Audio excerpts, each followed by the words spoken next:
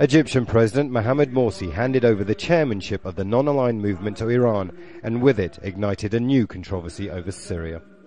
We express our solidarity with the struggle of the Syrian people against an oppressive regime that has lost legitimacy.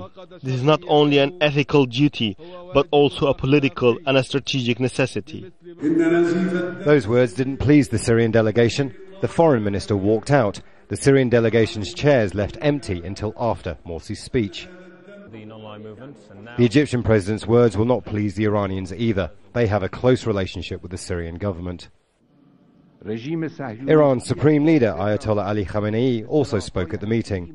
He did accuse the UN Security Council of being outmoded and controlled by the US. The structure and mechanism of the UN Security Council is illogical, unjust and entirely undemocratic.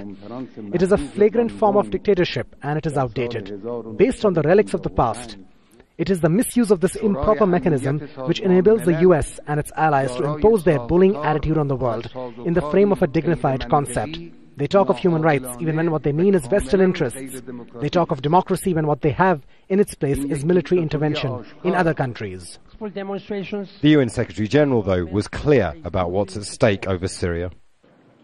Now we face the grim risk of long-term civil war, destroying Syria's rich tapestry of communities. Those who provide arms to either side in Syria are contributing to the misery.